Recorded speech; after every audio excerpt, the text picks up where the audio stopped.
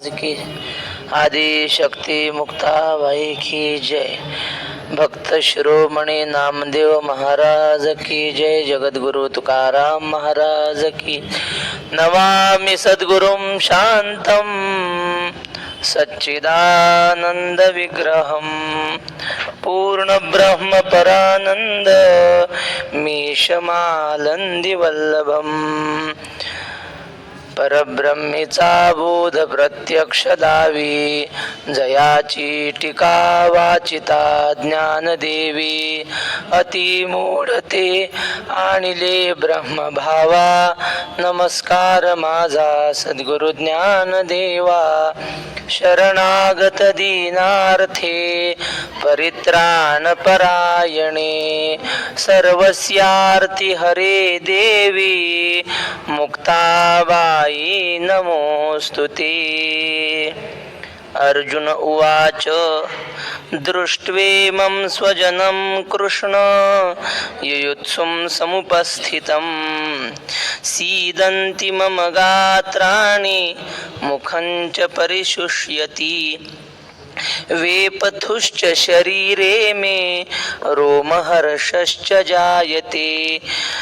गाण्डीवं स्रंसते हस्तात् वक्चैव परिदह्यते. न च शक्नोम्यवस्थातुं भ्रमतीव च मे मनः.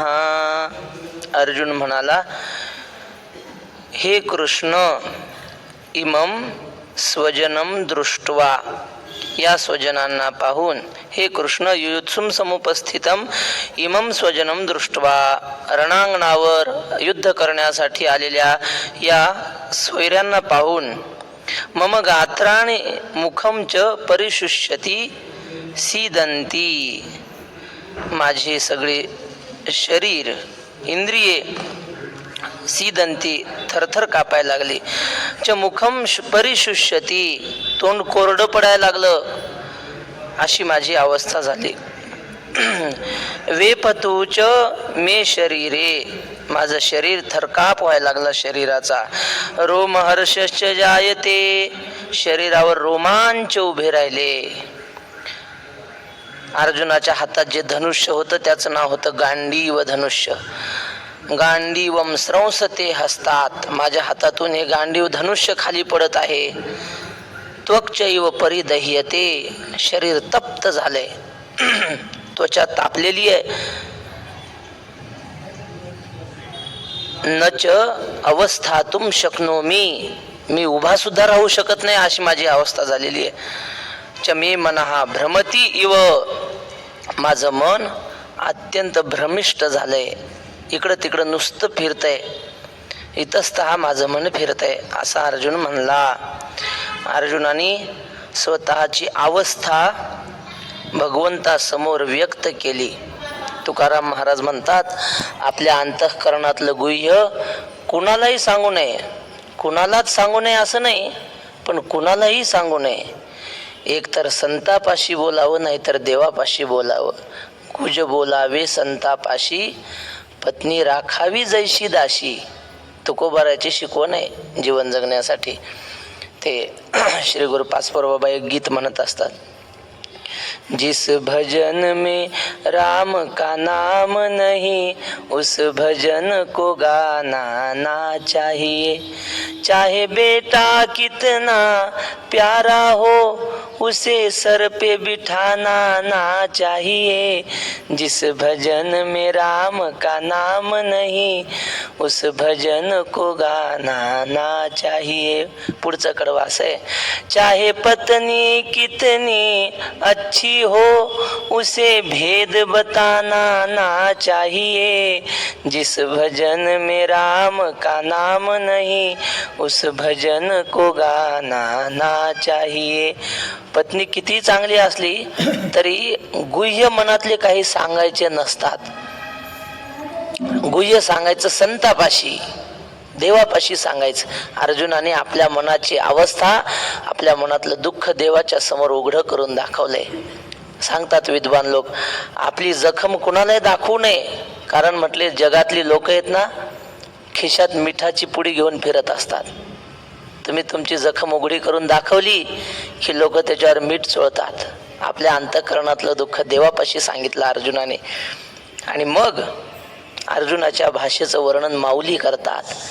एवढा मोठा धनुर्धर, कशानेच ज्याचं हृदय पागळत नव्हतं असा तो अर्जुन, तो म्हणे अवधारी देवा म्या पाहिला हा मेळावा, तो गोत्र वर्गो आगवा देखील येत. तो अर्जुन म्हणाला, देवा बघ, माझ्याकडे जरा लक्ष दे. म्या पाहिला हा मेळावा, हा सगळा समुदाय पाहिला. आणि तिथं काय दिसलं? गोत्र वर्गो आगवा, सगळे माझे नातेवाईक दिसले मला या रणांगणावर. हे संग्रामी उद्यत जहाले असती कीर समस्त, पण आपण पेया उचित केवी होय. हे संग्रामी उद्यत, हे युद्ध करण्यासाठी तयार झालेत, उद्युक्त झालेले आहेत, बरोबर सगळे आलेत युद्ध करण्यासाठी. पण आपण पेया उचित केवी होय, हे आलेत, पण आपण युद्ध करणं योग्य आहे का देवा? अरे हे बोलून चालून दुर्जनच आहेत. हे एखादा चांगला जाणता माणूस असेल आणि एखादा गावातला बावळट असेल, दोघात भांडणं झाली तर लोक कुणाला नाव ठेवतात? लोक म्हणतात, अहो तो बोलून चालून मूर्खच आहे. पण तुम्हाला कळायला पाहिजे ना, तुम्ही गावातले प्रतिष्ठित आहात. एकदा काय झालं, गाढवाचं वाघाचं भांडण लागलं. गाढव चरत होतं, तिकडून वाघ आला. आता ते काय मैत्री होती दोघांची काय माहित नाही, पण भांडण झालं. कशाहून? ते गाढव म्हणायचा गवत निळ निळ, आणि वाघ म्हणायचा अरे काय तुझ्या डोक्यात फरक पडला काय, हिरवगार गवत असतं की गवत हिरवं आहे? वाघ म्हणायचं नाही निळ आहे ना. गाढव म्हणायचा निळ आहे, वाघ म्हणायचा हिरवं आहे. झालं दोघांचं भांडण. आता भांडण सोडवायचं, राजाकडे गेले. जंगलाचा राजा शिव. शिवापुढे वाघाने सांगितलं, हे बघा महाराज, हे गाढवच आहे बोलून चालून. ते म्हणतंय ते हिरवं आहे गवत, आणि मी म्हणतो नाही नाही, ते म्हणतंय निळ आहे आणि मी म्हणतो हिरवं आहे. खरं सांगा महाराज, गवत कसं असतं? आमचा निर्णय द्या. मग आता ते शिव काय म्हणला, त्याने शिपायाला सांगितलं, जारे एक चाबूक आण म्हणले. आणि चाबूक घेतला हातात, काय असेल त्या हातात म्हणा, काय त्यांच्या पद्धतीने घेतला हातात. आणि त्या वाघाला म्हटले गवत निळच आहे. गाढव म्हणतं तेच खरंय म्हणले. दिलं गाढवाला काढून, जिंकलं म्हणले गाढव, जा रे बाळा तू. आणि वाघाला 100 फटके दिले चाबकाचे. आणि वाघाला सांगितलं, गाढव म्हणते ते. वाघ म्हणला, महाराज असं कसं हो, अन्याय म्हणला. गवत हिरवा असताना तुम्ही निळ कसं काय म्हणायला लागले? ते म्हणले गवत हिरवच आहे, पण तुला शिक्षा याची दिली, तू त्या गाढवाच्या नादी लागला म्हणून शिक्षा दिली. तुला कोणी सांगितलं गाढवाच्या नादी लागायला? ते निळ म्हणलं तर निळ म्हणायचं. तुझं काय चाललंय? गाढवाच्या कुठं नादी लागायचं असतं का? अर्जुन म्हणतो, देवा हे रणांगणावर युद्ध करायला आले हे दुर्जनच आहेत, पण आपल्याला युद्ध करणं योग्य नाही ना. उद्या लोक आपल्या तोंडात माती घालतील. तुम्ही जाणते होते आपण औचित केवी होय, येणे नावेची नेणो काही, मज आपण पे सर्वथा नाही, मन बुद्धी ठाई स्थिर नव्हे. युद्ध करणं तर सोड देवा, युद्ध करण्याचं नाव सुद्धा मला सहन होत नाही. मज आपण पे सर्वथा नाही, मन बुद्धी ठाई स्थिर नव्हे. मला माझं शरीरच धरवत नाही आता यांच्या पुढे युद्ध करायला. आणि मन बुद्धी ठाई स्थिर नव्हे, माझं मनही अस्थिर झालंय, बुद्धी बेचैन झाली, काही मला कळत नाही. देखे देह कापत, तोंड असे कोरडे होत, विकळता उपजत गात्रांशी. काही गोष्टी अशा असतात दिसत नाही. पोराला शाळेत जायचं नसलं का ते म्हणतं माझं पोट दुखतंय. आता पोट दिसत नाही ना, पोट दुखतंय की नाही हे कळत नाही. ताप आलेला कळतो, जखम झालेली कळते, हातपाय मोडलेला कळतो. पोट दुखायला म्हणल्यावर काय तपासायचं? काही कळत नाही आई बापाला. तसं अर्जुन म्हणतो मनबुद्धी स्थिर नाही, पण हे दिसणारं नाही ना.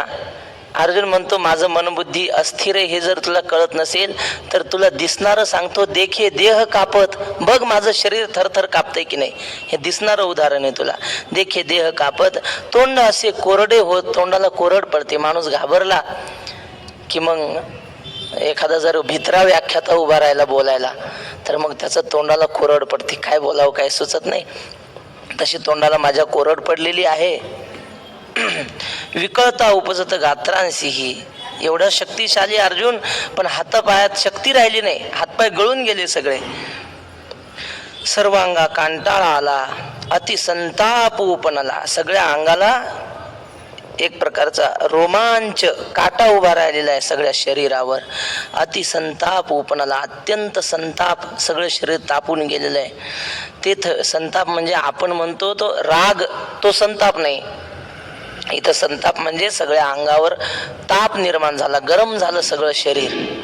आम्ही इथं असताना घडलेलं सांगतो आता. इथं संताप आला म्हणून बाबांनी एक काहीतरी लेख लिहिला होता एका नास्तिक पुढाऱ्याच्या विरोधात.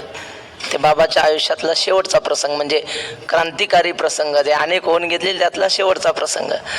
आणि ते लेख असा लिहिला की मोठी रामायणाची कथा होती आणि त्या कथेत जो पुढारी रामाची निंदा करतो त्याला बोलवलं होतं. बाबाने लेख लिहिला, जो रामाला मानत नाही त्याला रामायणाच्या कथेत बोलून तुम्हाला काय मिळणार आहे, असा लेख खमंग लिहिला. आणि तो लेख झाला प्रसिद्ध, मीडियावर गेला.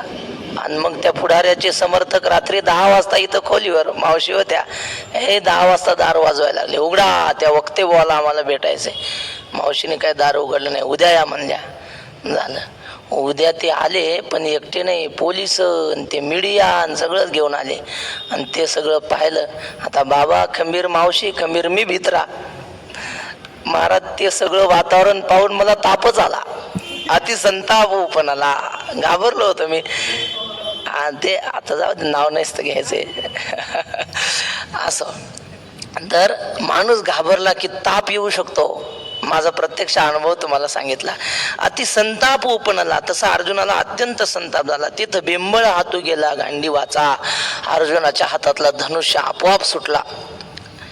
असं म्हणतात ते, जर वानर झाडावर असेल आणि त्या झाडाच्या खाली जर सिंह येऊन उभा राहिला तर ते वानर आपोआप खाली पडतं, काहीच करायचं काम नाही. त्या वानराच्या अंगातली शक्तीच क्षीण होते सगळी. असं अर्जुनाचं झालंय, त्याच्या हातातलं धनुष्य आपोआप गळून पडला. न धरतची निष्ठले परी नेण्याची हातोनी पडिले, ऐसे हृदय असे व्यापिले मोहे येणे. काय मराठी भाषा आहे बघा. टाकणं वेगळं, सोडणं वेगळं, निसटणं वेगळं. निसटलाय धनुष्य, सोडला नाही. धरायचाच होता त्याला हातात, पण ते राहीच ना हातात, निसटून गेला. निष्ठले परी नेण्याची हातोनी पडिले, कधी हातातून पडलं काही कळलंच नाही. ऐसे हृदय असे व्यापिले मोहे येण्यार. देवा बघ, असं माझं हृदय मोहाने व्याप्त झालेलं आहे, जे वज्रापासून कठीण, दुर्धर, अतिदारुण, तयाहून असाधारण हे स्नेह नवल. अर्जुनाचं हृदय वज्रापेक्षा कठीण होतं महाराज, कशानेच कधीच द्रवीभूत न होणार. दुर्धर, अतिदारुण. त्या विराट राजाच्या नगरीमध्ये काय गरज होती युद्ध करायची? अर्जुनाला काही युद्ध करायची नोकरी नव्हती तिथं. ऐकताना, अर्जुनाला तिथं युद्ध करण्याची भूमिका नव्हती, तिथं नृत्य शिकवायला होता अर्जुन. अर्जुनाला यायचं, मृदंग चांगला वाजवता यायचा, नृत्यही यायचं. आणि तिथं नाच गाणं शिकवायला गेलेला अर्जुन तिथं युद्ध करायला गेला महाराज. आणि एकट्या अर्जुनाने सगळ्या कौरवांना हरवलं. आपण काल प्रसंग पाहिला, ती ओवी आठवत नव्हती. तू गोग्रहणाचे अवसरे घातले मोहनास्त्र एक सरे, मग विराटाचे महाभेडे उत्तरे आसडून नागविले. तिथं एकट्या अर्जुनाने अख्ख्या सैनिकांना मारलं. तिथं घाबरला नाही अर्जुन. तिथंच नाही, असे लहानपणापासून हजारो युद्ध अर्जुनाने, कौरवासोबतच नाही. इंद्रावर संकट आलं की इंद्र अर्जुनाला फोन करायचा, लवकरात लवकर या मदतीला. आणि मग काय महाराज, फोन आल्याबरोबर अजून तिथं मदतीला धावून जायचा आणि तिथं युद्ध करायचा. एवढा कठोर अर्जुनाचं हृदय. माऊलीने तर असं लिहिलंय, अर्जुनाचं एक नावच आहे विजय. हा ज्या दिशेला युद्धाला जाईल ना, ती दिशाच विजयाची व्हायची. म्हणजे अर्जुनाच्या नशिबात कधी हार हा विषयच नाही. असा एवढा कठोर असलेला अर्जुन, दगडासारखं वज्रासारखं ज्याचं हृदय असलेला, दुर्धर, अतिदारुण. म्हणजे कितीही त्याला जर मनधरणी केली ना, अर्जुन लाच दिली तरी अर्जुन कधी त्या लाचीला दाद देणारा नव्हता. असा अर्जुन, तयाहून असाधारण हे स्नेह नवल. आता माऊलींची कमाल. ज्ञानेश्वर महाराज आता कसं लिहित आहेत बघा. माऊली म्हणतात एवढं कठोर, पण माऊली म्हणतात मला वाटतं अर्जुनाच्या हृदयाच्या काठिण्यापेक्षा सुद्धा मोहाची कठीणता जास्त आहे.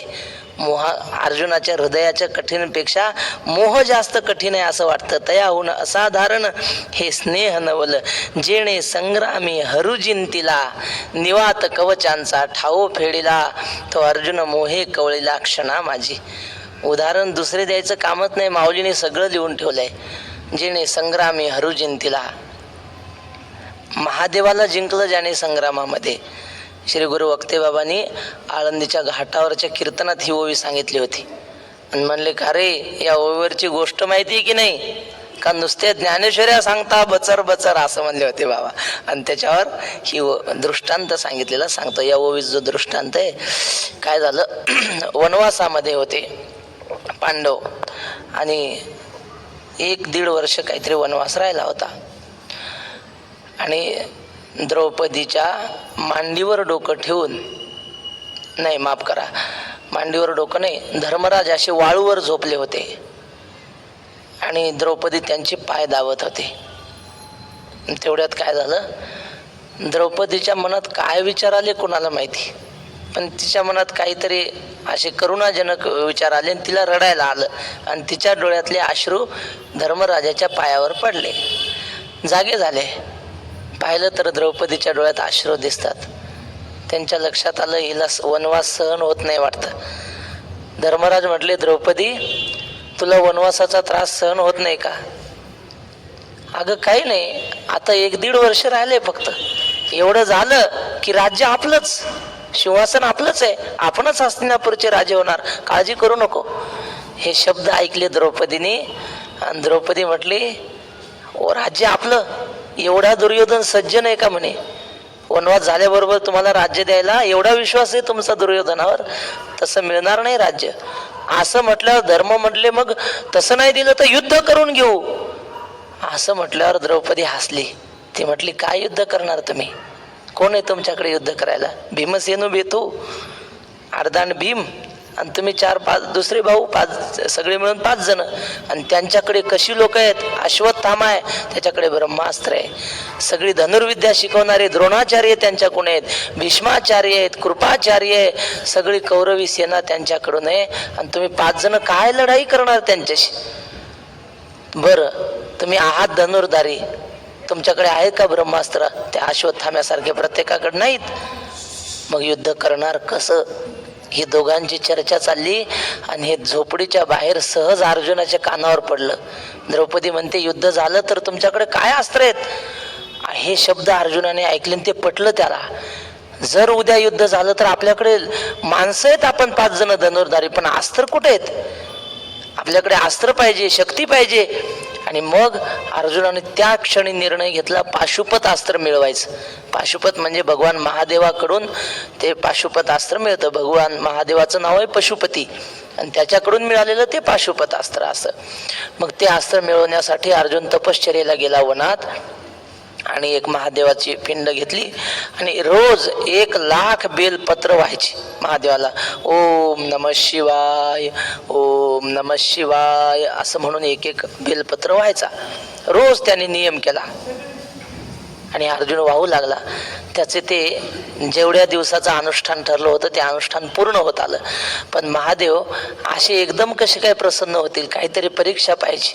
मग इंद्राला डुक्कर केलं महादेवाने आणि स्वतः पारधी झाले, शिकारी झाले. आणि ते रानडुक्कर असं पळत येत होतं. संध्याकाळची वेळ, अर्जुन ते बेल व्हायला बसलेला, थोडा बेल राहिला होता आणि अर्जुन बसलेला आणि ते डुक्कर असं सरळ पळत यायला लागलं आणि त्याच्या मागे तो शिकारी हातात बाण घेऊन. अर्जुनाने पाहिलं ते डुकराचा असं असतं, ते जर असं सरळ पळत आलं तर सरळच पळतं, ते त्याला असं वळता येत नाही त्याचे. म्हणून ते शेतकरी लोक शहाणे असतात, ते डुक्कर पळत आले की जागेवरच उभं राहायचं, जवळ आल्यावर जागा बदलायची म्हणजे ते सरळ निघून जातं, नाही तर धडकेनं कितीतरी माणसं मरतात त्याच्या. आणि ते अर्जुनाने पाहिलं आपलं अनुष्ठान चालू असल्यामुळे उठतात येणार नाही आणि डुक्कर तर बरोबर आपल्याच दिशेनं पळत येत आहे. आणि त्याच्या मागचा जो शिकारी होता ना, तो डुकराच्या जवळ पण बाणच मारत नव्हता. तो अर्जुन म्हणला, हो शिकारी बाबा, त्याला बाण तरी मारा, माझ्या अंगावर येईल ते. तो काही बाण मारे ना. आणि मग अर्जुन बसलेला होता पण धनुष्य जवळ होता. ते डुक्कर जवळ येणार, अंगावर येणार, तेवढ्यात अर्जुनाने धनुष्य उचलला आणि खाड दिशी बाण मारला. पण तेवढ्यात तिकून त्याने मारला शिकाऱ्याने. दोघाचे बाण एकदाच त्या डुकराला लागले. याला म्हणतात देवभक्ताचं एक लक्ष झालं, दोघांचं लक्ष एक. आणि मग दोघांचे बाण लागले, डुक्कर खाली पडलं. पण तो शिकारी होता, तो म्हटला का रे, मी 2 कोसाहून ते डुक्कर पळवत आणलेलं आहे, आणि माझ्या शिकारीला तू का बाण मारला, माझ्या शिकारीला तू का बाटवलं? तो म्हटला का बाटवलं म्हणजे मी मरू का म्हणे, माझ्या अंगावर येत होतं, तुला बाण माराय काय झालं? आणि मग जे दोघांचं भांडण लागलं, तो म्हटला तसं नाही, तू माझी शिकार बाटवलीस ना, माझ्याशी युद्ध कर. आता युद्धाला अर्जुन कसं नाही म्हणेल? अर्जुन म्हटला युद्ध चालते, करू युद्ध. आणि जे दोघांचं युद्ध सुरू झालं, आता तो महादेव आहे, हा अर्जुन जरी असला तर सब देवन का देव आहे ना महादेव, तो काय ऐकतो महाराज, तो होता शिकाऱ्याच्या रूपात. आणि मग जे तुंबळ युद्ध झालं त्याने चांगला अर्जुनाला गोळसून काढलं.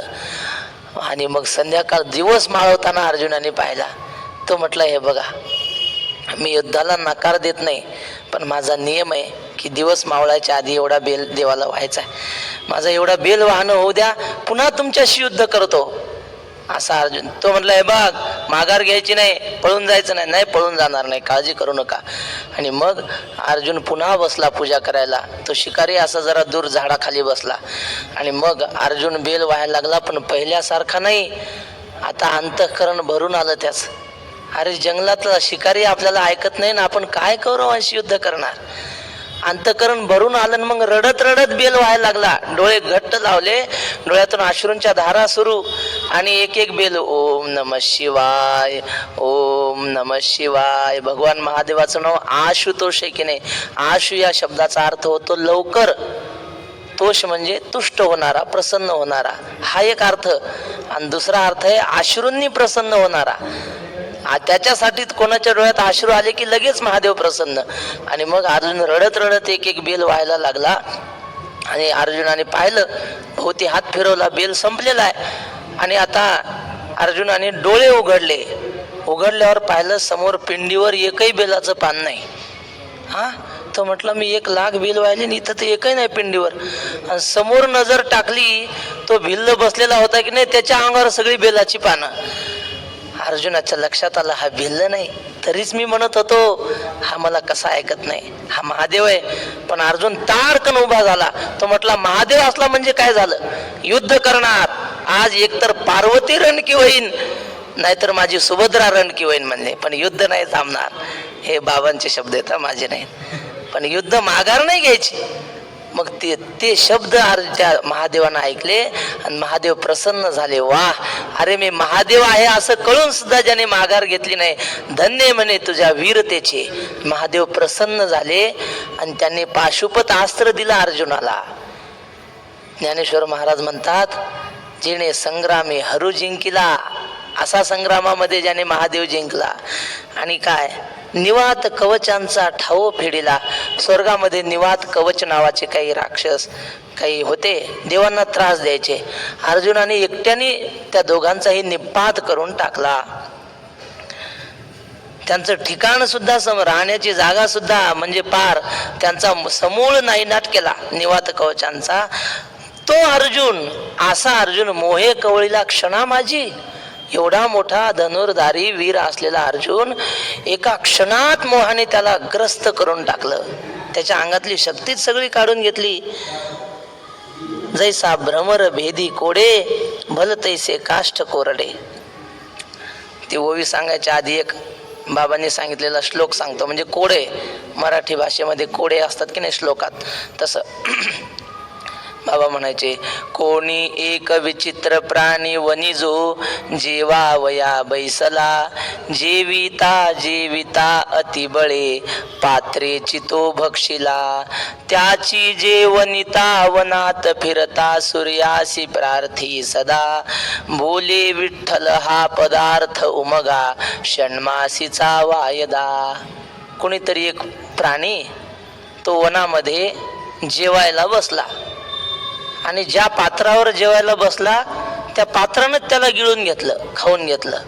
बर, आणि मग त्याची जी वनिता, त्याची पत्नी, ती वनामध्ये फिरू लागली, कुठं गेले माझे मालक, कुठं असतील कुठं असतील असं म्हणत ती फिरू लागली. आणि तिच्या लक्षात आलं सूर्याचा उदय झाला म्हणजे माझा मालक मला भेटेल. म्हणून ती सूर्याला विनंती करू लागली की सूर्यनारायणा तुम्ही लवकर उदयाला या म्हणजे मला माझ्या पतीची भेट होईल. पण तो प्राणी कोण, तो जेवणारा प्राणी कोण या श्लोकातला? त्या कवीने लिहिलंय तुम्हाला 6 महिन्याची मुदत देतो, ओळखा म्हणले. चला मग आता 6 महिन्यांनी सांगा चातुर्मास झाल्यावर. नाही एवढा वेळ आपल्याला कुठे आहे, परत सांगू नका आता, वेळ नाही आपल्याला, लवकर सांगतो उत्तर. कोणी एक विचित्र प्राणी वनी जो जेवा वया बैसला. वनामध्ये तलाव होता, त्या तलावामध्ये कमळ होती आणि त्या कमळाच्या पात्रावर भुंगा बसत असतो मकरंद कण खाण्यासाठी. जेवायला पात्र काय घेतो, घरून ताट आणतो काय? नाही नाही, त्याचं जेवायचं पात्र म्हणजे ते कमळाच्या कळ्याच पाकळ्या, त्या पाकळीवर तो जेवायला बसतो.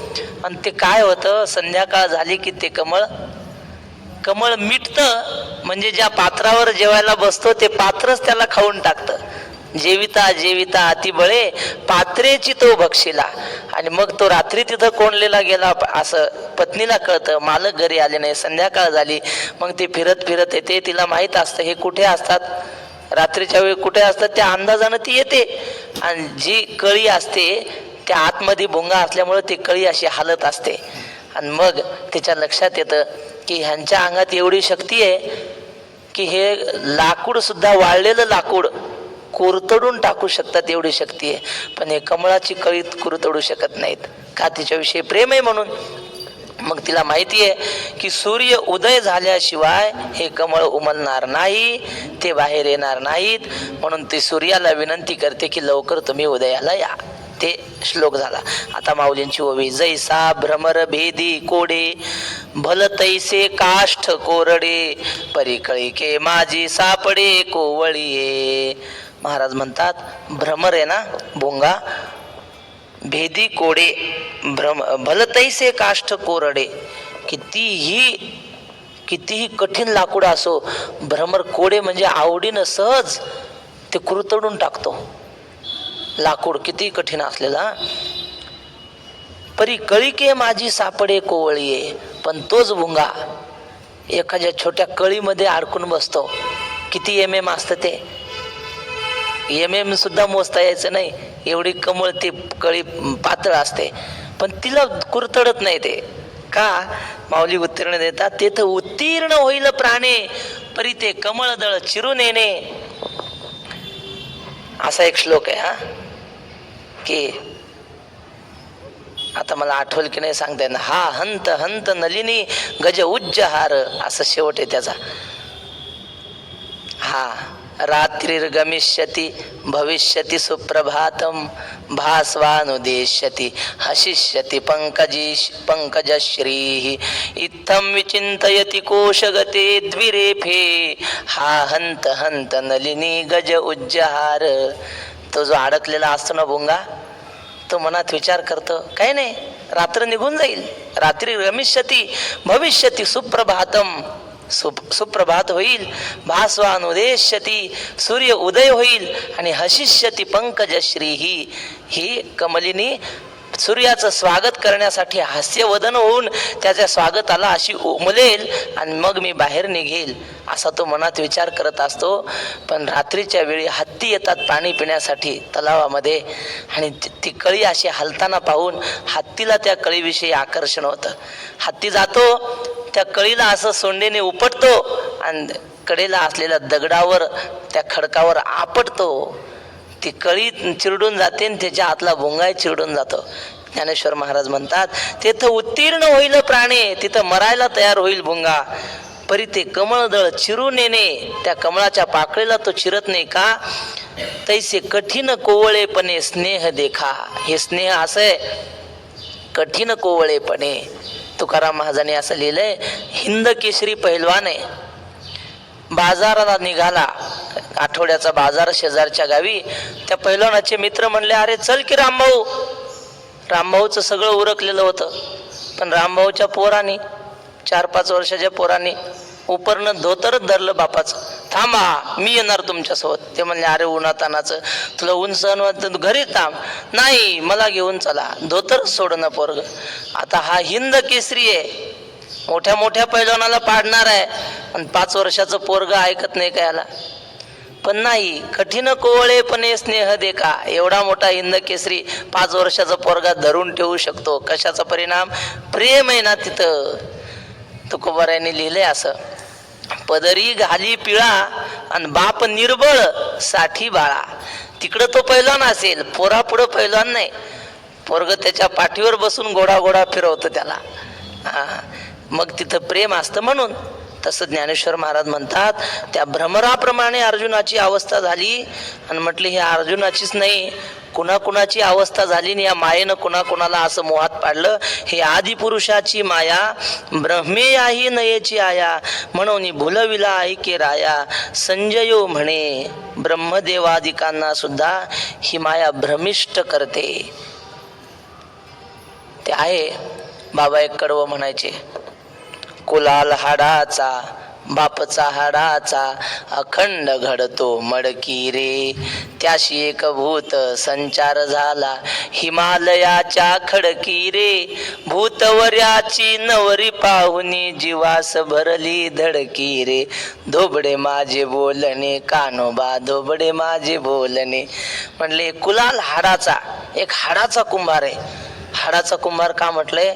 ते मडके घडवतो, पण पहिल्यासारखं दुसरं नाही, दुसरं वेगळंच. पहिल्यात जे गुण आहे ते दुसऱ्यात नाही आले पाहिजे. तुम्ही पहा, जगामध्ये माणसासारखा माणूस नाही. जुळे भाऊ असतात, पण मायबापाला कळतात कोण कोणतं. 100-200 मेंढ्या असल्या, आपल्याला वाटतं सगळ्या मेंढ्या सारख्याच आहेत. त्या मालकाला कळतं आपल्या कोणत्या दुसऱ्याच्या कोणत्या. काहीतरी बदल असतोच. एका माणसाचा आवाज दुसऱ्या माणसासारखा नाही. श्री गुरु राऊत बाबा सांगतात, ते म्हटले, माणसात चालणं सुद्धा प्रत्येकाचं वेगळं आहे.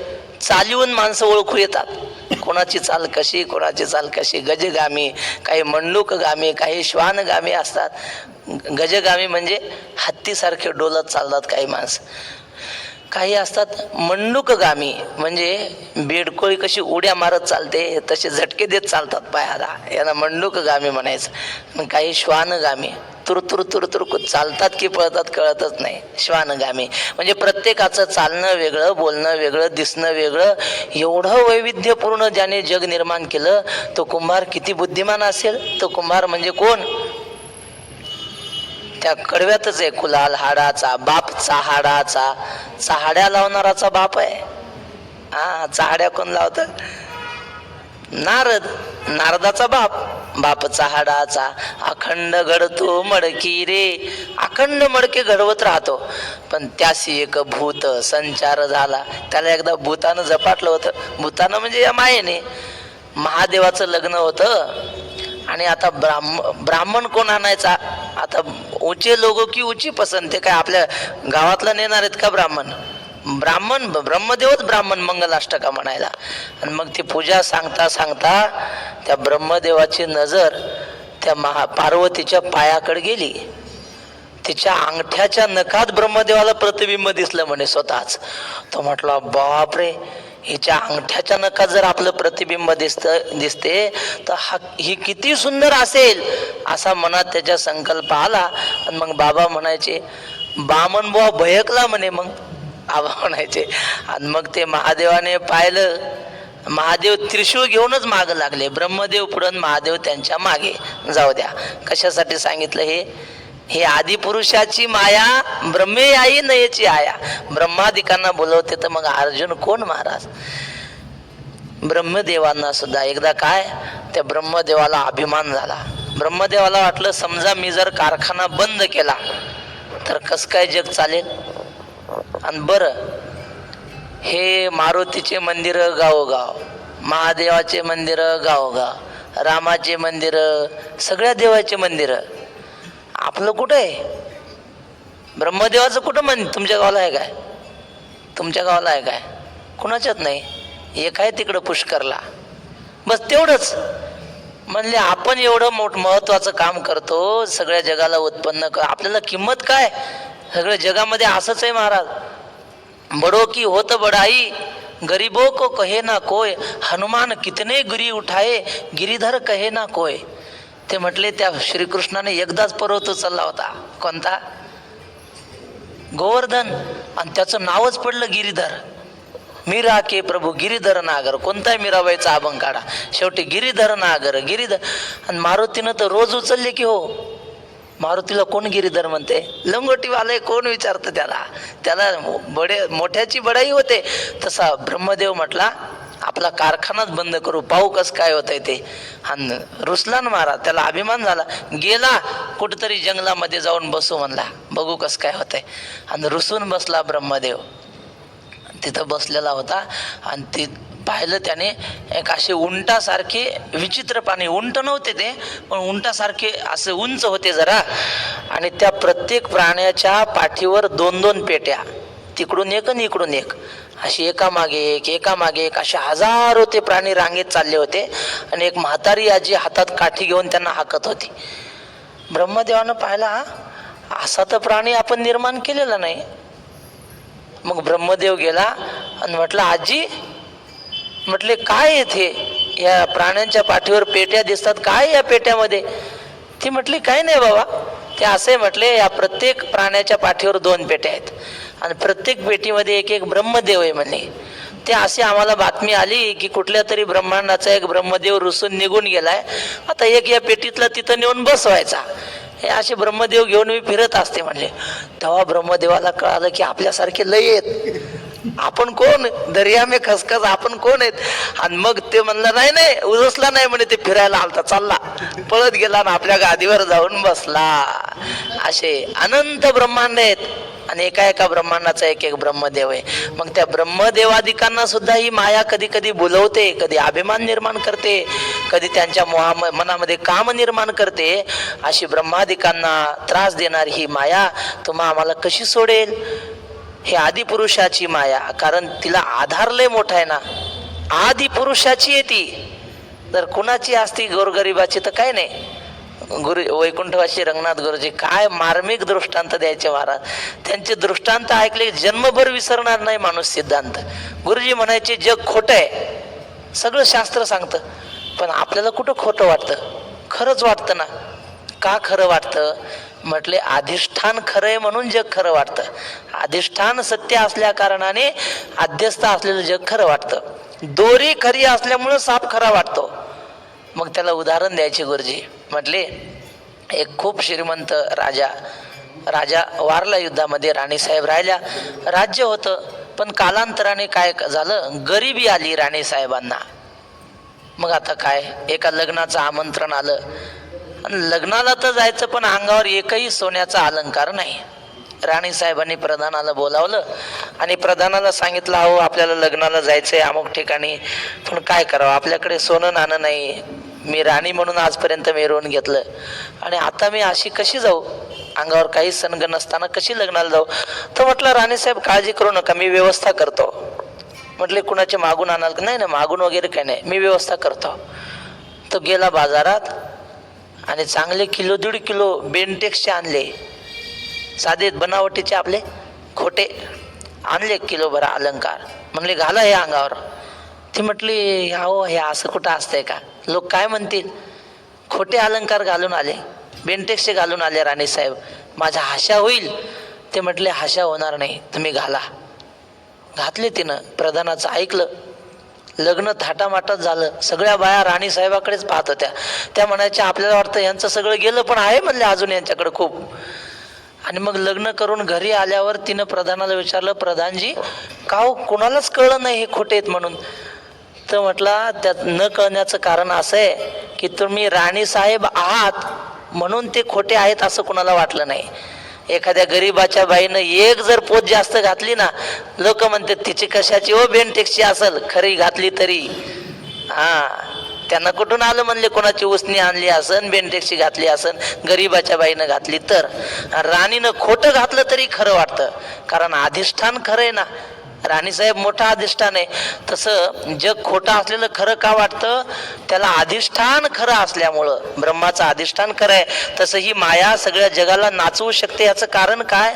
आदिपुरुषाचं अधिष्ठान आहे, ती आदिपुरुषाची आहे. भगवंताने सुद्धा गीतेत असंच म्हणलंय, दैवी हेशा गुणमयी मम माया, ती माझी आहे म्हणून सगळ्या जगावर सत्ता करते. मम माया दुरत्यया मामेव ये प्रपद्यन्ते माया मेताम तरंती ते, अशी ही माया आहे म्हणून सगळ्यांना भुलीत पाडते. फक्त 5 मिनिटं घेऊ.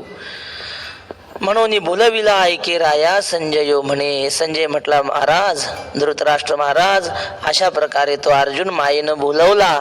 अवधारी मग तो अर्जुनो देखोनी सकळ स्वजनो विसरला अभिमानो संग्रामीचा. बाबांनी एक श्लोक लिहून ठेवलाय. ती माया कशी म्हणली, खरी म्हणता येत नाही आणि खोटी म्हणता येत नाही. सन्नाप्य सन्नाप्य उभयात्मिकानो भिन्नाप्य भिन्नाप्य उभयात्मिकानो सांगाप्य नांगाप्य उभयात्मिकानो सता सता सता सता अनिर्वचनीय माया.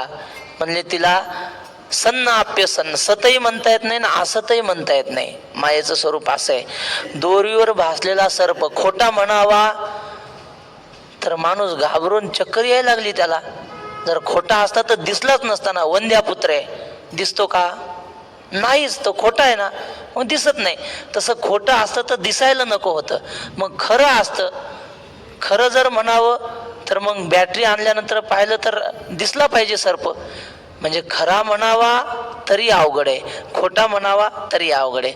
मग काय म्हणावं आता? सतही म्हणता येत नाही मायेला ना असतही म्हणता येत नाही. बरं, सांगाप्य नांगाप्य उभयात्मिकानो, तिला अवयव आहेत की नाही असं जर आपण म्हणलं तर निरवयव म्हणावं तर जगाच्या रूपानं दिसते, आणि सावयव म्हणावं तर जगाचा विचार केल्यानंतर जगाचा बाध होतो. मग आता सावयव म्हणता येत नाही, निरवयव म्हणता येत नाही, व्यापक असल्यामुळे सुद्धा सावयव म्हणता येत नाही. बर, आणि पुन्हा आणखी काय? सांगाप्य नांगाप्य उभयात्मिकानो सन्नाप्य. आपली सावली असते की नाही, आपल्या सोबत असते, खरी का खोटी? नेहमी आपल्या सोबत असते की नाही सावली? म्हणजे सावली म्हणजे आपलं स्वरूप आहे का? नाही. बर, नाही म्हणावं तर आपल्या कायम सोबत राहते ना, आपल्याशी अभिन्न आहे ती, जोडून आहे.